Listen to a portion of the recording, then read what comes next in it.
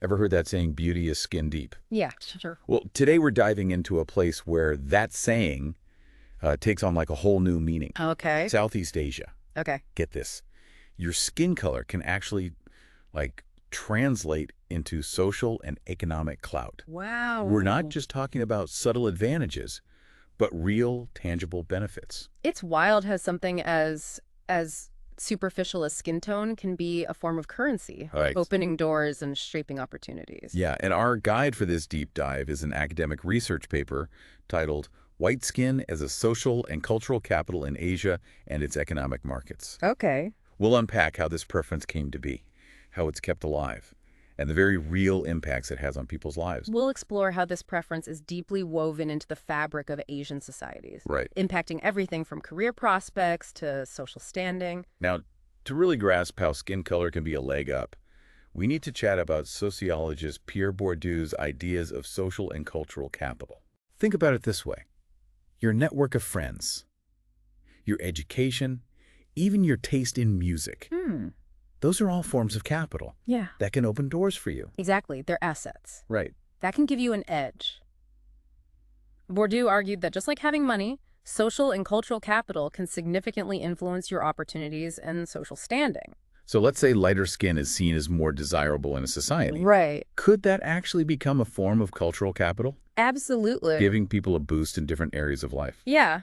It can be leveraged for social acceptance, better jobs, even finding a partner. Now, this research paper highlights that the preference for lighter skin in Asia goes way back, even before Western influence. That's right. Think geishas in Japan using white makeup, or beauty standards in China's Tang dynasty favoring lighter complexions.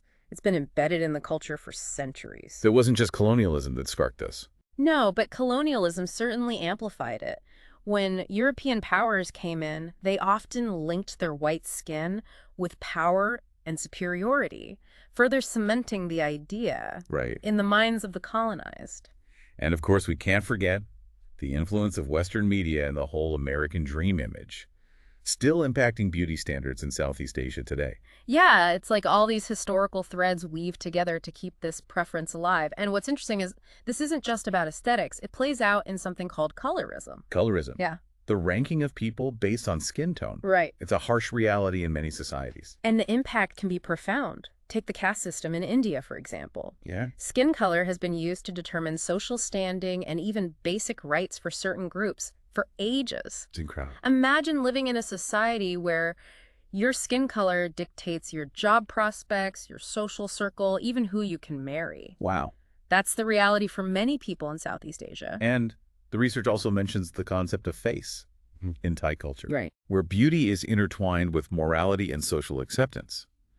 So having lighter skin can even be seen as a reflection of your character. Precisely. This connection between appearance and moral worth fuels the pressure to conform to these beauty standards. It's like the desire for lighter skin goes beyond wanting to look good. Right. It's about wanting to be seen as a good person. Exactly. And this leads us to the booming skin whitening industry in Asia. The research reveals some staggering numbers. Yeah? The Asian skin whitening market is estimated to be worth billions of dollars.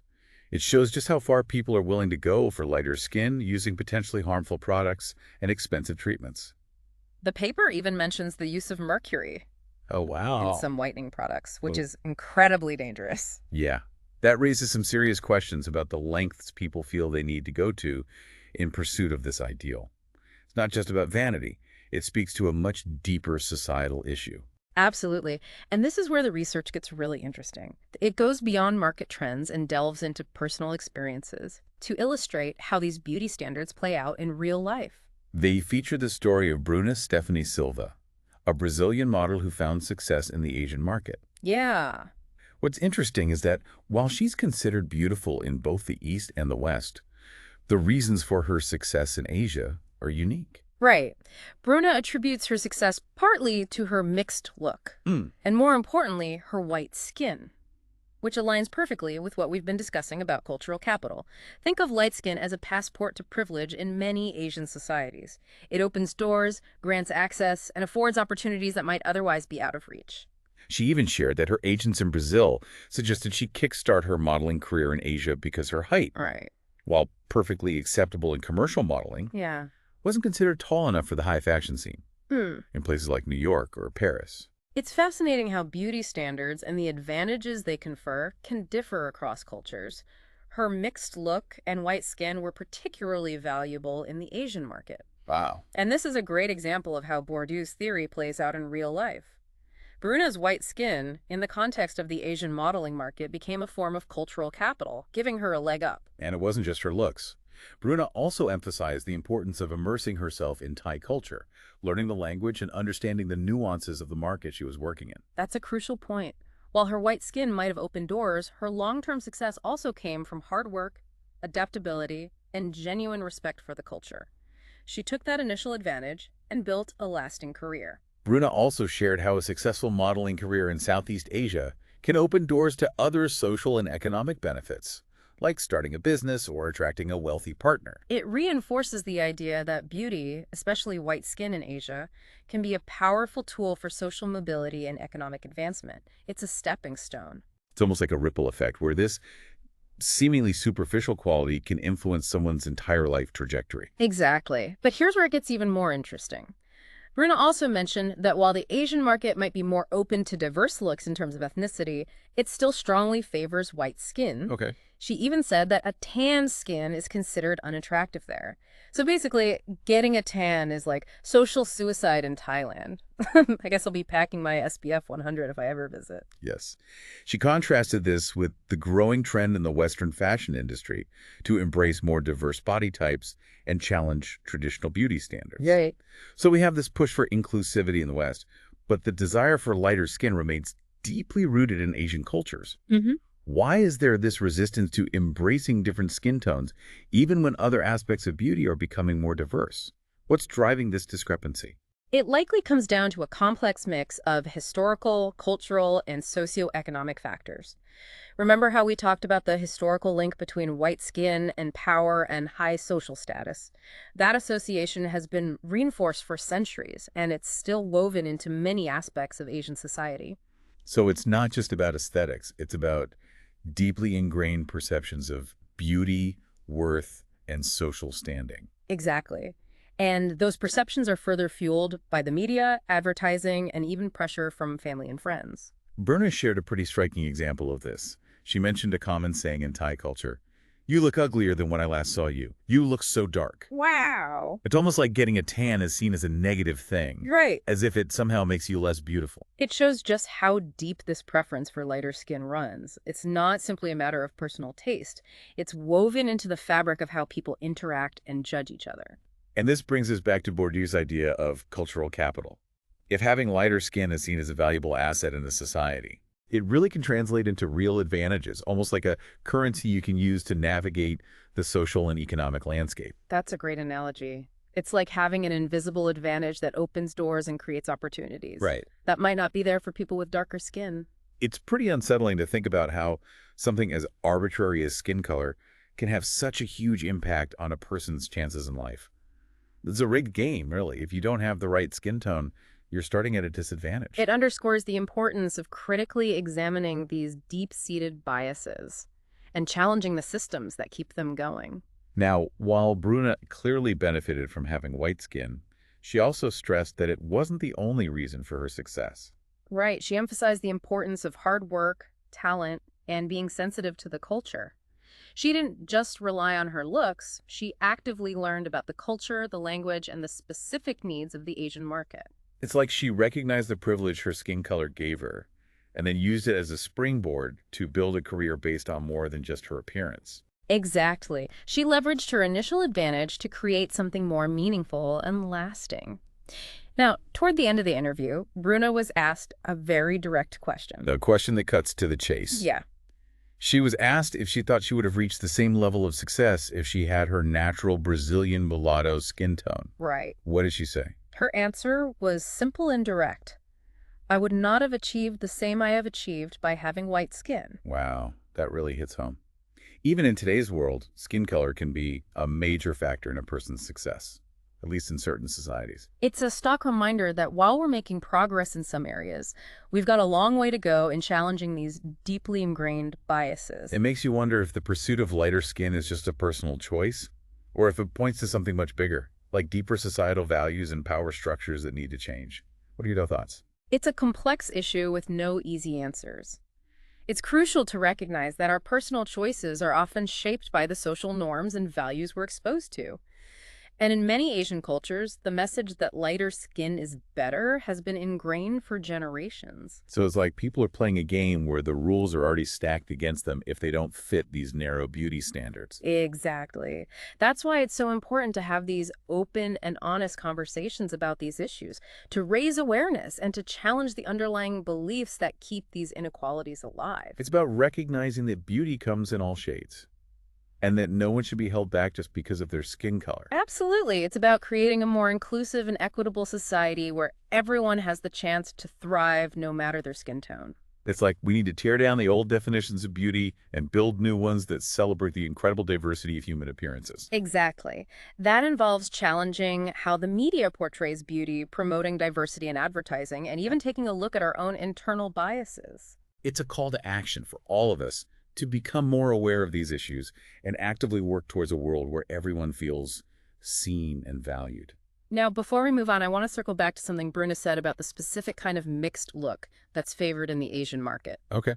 She pointed out that while being mixed race can be an advantage, it has to be the right mix. She mentioned that a mixed Thai European person would likely be seen more favorably than a mixed Thai African person. It's almost like there's a pecking order, even within mixed race beauty standards. This reveals another layer to this whole preference for lighter skin. It's not just about being mixed race, it's about being mixed with a race that's perceived as having lighter skin. So even within the idea of mixed race beauty, white skin still reigns supreme. It's a stark reminder of how much work we still have to do to dismantle these deeply rooted color hierarchies. This deep dive has been incredibly eye-opening. We've explored how the preference for white skin in Asia is rooted in history, how it's fueled by the media and social norms, and the real impact it has on people's lives and opportunities. We've seen how this preference can be understood through the lens of social and cultural capital, giving those with lighter skin a clear advantage in areas like careers, social standing, and even marriage prospects. We also dug into the booming skin whitening industry, which profits from this desire for lighter skin, often at the cost of people's health and well-being. And we heard firsthand accounts of how this preference plays out in the real world through Bruna Stephanie Silva's experiences, whose success in the Asian modeling market was clearly tied to her white skin. So where do we go from here? Excellent. What's the takeaway from all of this? It's clear that the desire for white skin in Asia runs deep, influenced by centuries of cultural norms, colonialism, and media portrayals. It's more than just a surface-level preference. It's a complex issue woven into ideas about beauty, social status, and economic opportunities. It reminds us that we need to be critical of these ingrained biases and challenge the systems that perpetuate them. We need to question the messages we're bombarded with daily about what defines beauty and recognize the inherent worth of every individual, regardless of skin color. And that brings us to a final thought for you to ponder. We've explored the social and economic angles of this preference, but what about the psychological impact? How does this constant pressure to conform to Eurocentric beauty standards affect people's self-esteem and sense of identity? That's a great point. Thinking about the long-term consequences of internalizing these messages about beauty, especially for younger generations, growing up in a world flooded with images that reinforce these narrow ideals. It's definitely something to reflect on.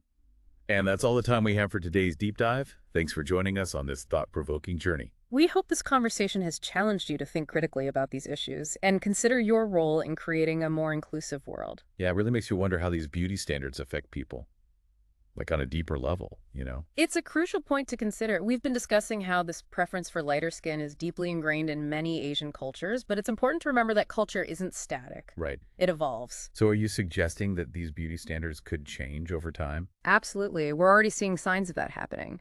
Social media, for instance, is playing a significant role in challenging traditional beauty norms. Oh, really? Can you give me an example? Look at the rise of body positivity movements and the increasing visibility of diverse models and influencers.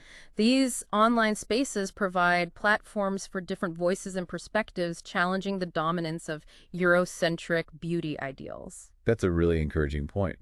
But those are primarily Western trends. Yeah. Do you see similar shifts happening in Asia? Yes, although it's happening at a different pace, there's a growing awareness of colorism and its harmful effects, particularly among younger generations. They're more likely to challenge traditional beauty standards and embrace diversity. That's interesting. It sounds like there's a generational shift in how beauty is perceived. Precisely. And this shift is being driven by various factors, including increased exposure to global media, Right. the rise of Asian representation in Hollywood and the fashion industry, and a growing sense of cultural pride. So it's not just about rejecting Eurocentric beauty standards. It's also about reclaiming and celebrating Asian beauty in all its diversity. Exactly. And that includes a wider range of skin tones. We're starting to see more Asian celebrities and influencers embracing their natural skin color and speaking out against the pressure to lighten their skin. That's fantastic. It sounds like there's a real movement towards inclusivity and representation. There is, and while there's still a long way to go, these are positive signs. The conversation is happening, and that's the first step towards change. This has been an incredibly thought-provoking deep dive. We've uncovered the complex history of how white skin became a form of social currency in Asia, examined the social and economic impacts of this preference, and explored the potential for change. It's a reminder that even seemingly superficial qualities like skin color can have a profound impact on people's lives, shaping their opportunities and even their sense of self-worth. It's a call to action for all of us to be more mindful of these ingrained biases and to challenge the systems that perpetuate them. And as we move forward, it's crucial to support and amplify the voices of those who are working to redefine beauty standards and create a more inclusive and equitable world. We hope this deep dive has given you new insights and encouraged you to think critically about these issues. Thanks for joining us.